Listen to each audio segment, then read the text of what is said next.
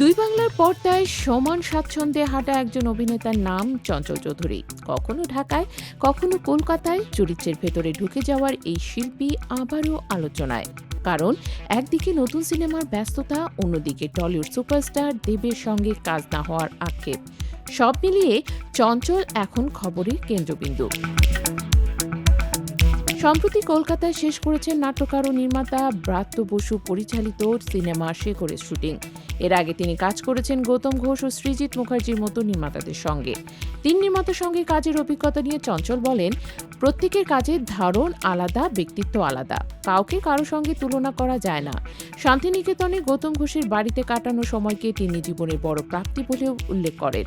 আবার ব্রাত্য বসুর কানেক্ট করার ক্ষমতা নিয়েও প্রশংসা করেছেন খোলামেলা ভাষায়। তবে সাক্ষাৎকারের সবচেয়ে চমকপ্রদ অংশ ছিল দেবকে নিয়ে তার মন্তব্য।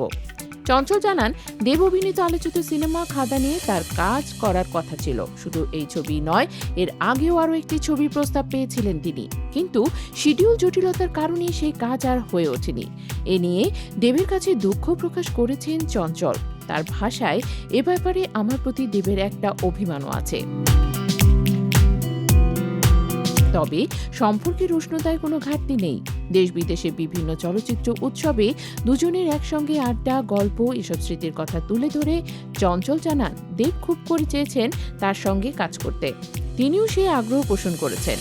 সর্বশেষ দেখা হওয়ার সময় দুজনে একসঙ্গে কাজ করার প্রতিশ্রুতি দিয়েছেন। ফলে ভক্তদের মনে এখন একটাই প্রশ্ন, কবে এক ফ্রেমে দেখা যাবে দুই তারকাকে। এদিকে কাজের দিক থেকে থেমে নেই চঞ্চল চৌধুরী। সামনে ঈদে মুক্তির অপেক্ষায় বনলতা এক্সপ্রেস। পাশাপাশি নির্মাতা লিসা কাজী পরিচালিত শাস্তি সিনেমায় অভিনয় করছেন তিনি, যেখানে তার বিপরীতে রয়েছেন জনপ্রিয় অভিনেত্রী পরিমণি। নতুন গল্প, নতুন চরিত্র আর দুই বাংলার দর্শকদের ভালোবাসা, সব মিলিয়ে ব্যস্ত সময় পার করছেন এই অভিনেতা। সবশেষে বলা যায়, চঞ্চল চৌধুরীর পথচলা এখন শুধু একজন অভিনেতার সাফল্যের গল্প নয়, এটি দুই বাংলার সাংস্কৃতিক সেতুবন্ধনের গল্প। আর যদি সত্যিই দেব ও চঞ্চল একসঙ্গে পর্দায় আসেন, তবে সেটি যেন দর্শকদের জন্য বিশেষ এক মুহূর্ত হয়ে থাকবে, তা বলাই বাহুল্য। এখন অপেক্ষা শুধু সেই ঘোষণার।